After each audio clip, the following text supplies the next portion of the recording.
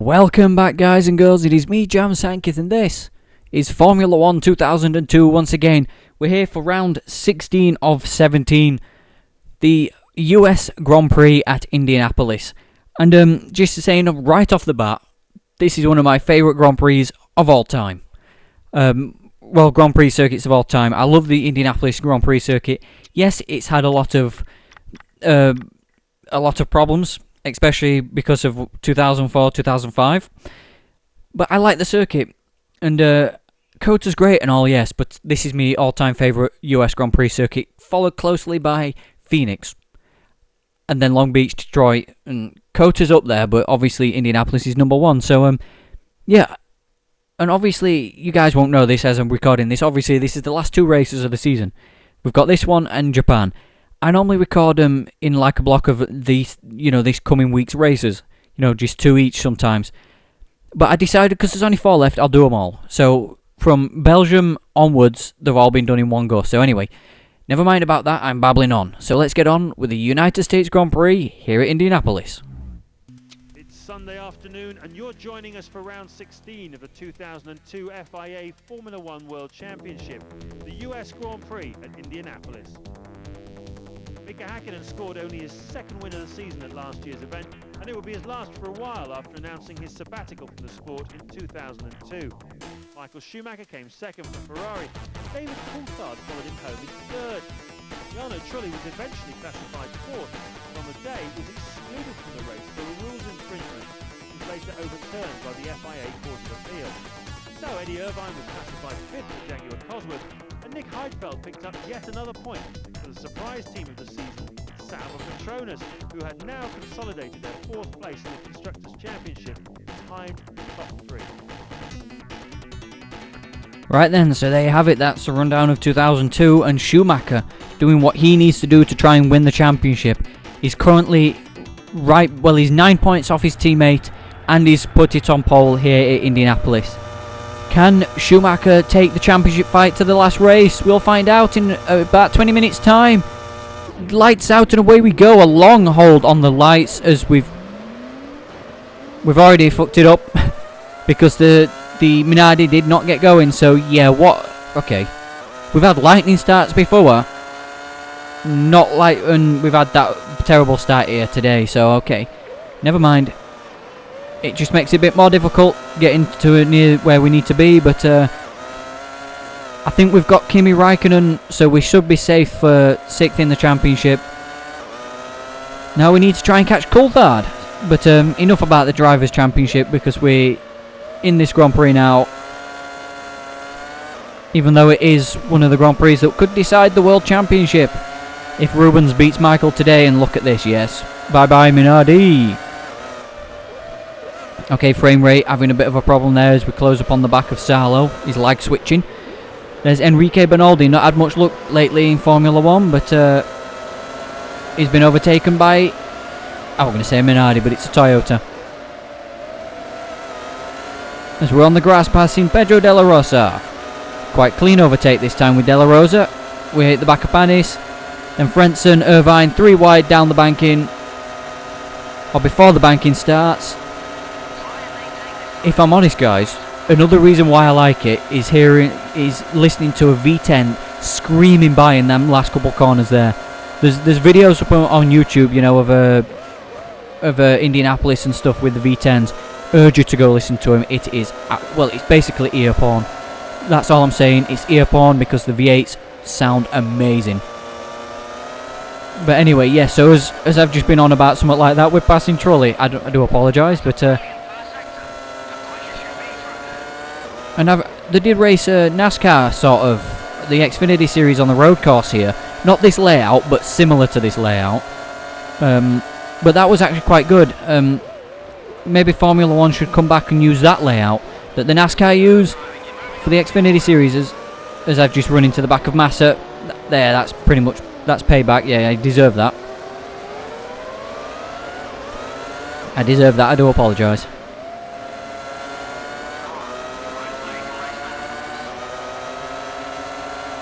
Up the inside of Villeneuve, a bit of contact, although Villeneuve's used to going the opposite way here at Indianapolis. Oh, Nick Heidfeld's out. That's disappointing for him. Look at this straight line speed now. We're up to P10.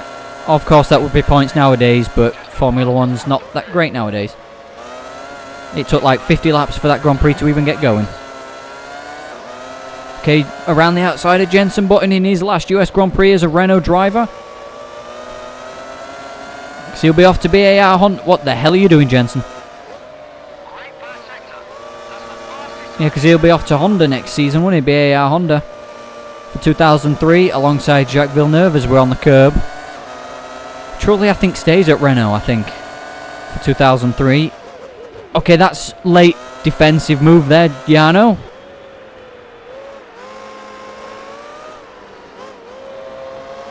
Okay, so if we can get P7 here, then we've got quite a bit of a gap between us and the next car. Is it now? Thank you. Around the outside of Fisichella, a bit of a bump.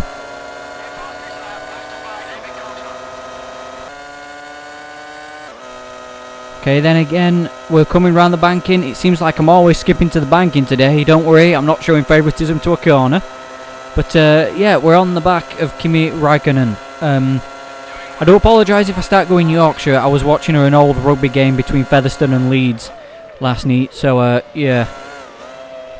And if nobody knows what how Yorkshire sounds, I do apologise if it's the first time you're hearing it. So we passed Kimi Raikkonen into 6th place, so we got a point so far if we can keep this. And Coulthard's not in the lead of the Grand Prix, but he's a point ahead of us in the championship, so this could mean we could beat Coulthard to 5th place in the drivers. I'm going to risk it around the outside of DC because he might not see that coming. And yes, he did not, so yes. Up to P5 on lap 6 of 19. About to be 13 to go. And now we've got Ralf Schumacher, who's not had much luck this season. Well, not this season, in the last few races. It's been terrible for him.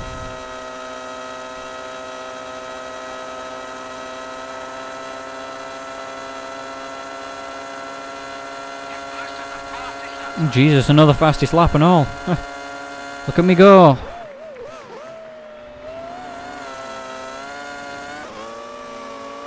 Okay, what can we do with Ralf Schumacher? Come on, let's get past this BMW power car. I swear that rear wing had a different design on it in Monza. Look, it changes design. It changes design as you get further away. Look, because now it's HP, and when we get close, it'll say BMW power. Let's have a look. Let's have a look. Look, there we go. And then it says BMW power. And look, there it's changed again. Okay. Oh, it's inverting itself. So what's on the front? Well, on the main plane of the rear wings, going on the back as you get further. Okay.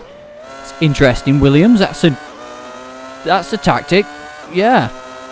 Distract your opponent that way. But I should not be thinking about that when we've been in a good race with Ralph. But we overtake the Williams. I do like Williams from back then. There's the wall. Okay. That was... yeah. Never mind. Let's focus what I'm doing.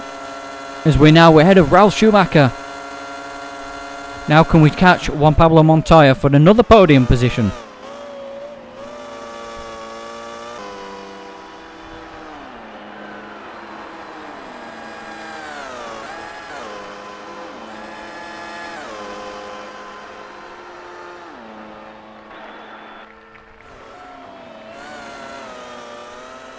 Apologise about that, guys. I just thought I'd add that sort of replay into it before jumping back to here with Montoya. But yeah, I like the sound of the cars, even though it's on a video game and it's not like a V10. But still, yes, I know we're pulling away from Ralf Schumacher, and there's one of the Ferraris. If that is Michael Schumacher, then Rubens Barrichello could be 10 laps away from becoming World Drivers' Champion for the first time. And it's not, that's Rubens ahead as we pass Montoya. So at the minute... okay. Well, we did pass Montoya. He just doesn't like being overtaken at Indianapolis, and now there goes his teammate. Thank you, Juan Pablo. But we dispose of Ralf Schumacher pretty much instantly. Now let's see if we can catch Juan Pablo again.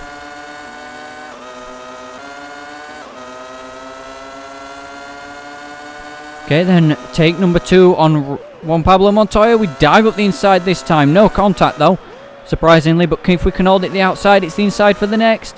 Yes, we do, but is he going to cut back on the inside? No, he's not, because we've got P3.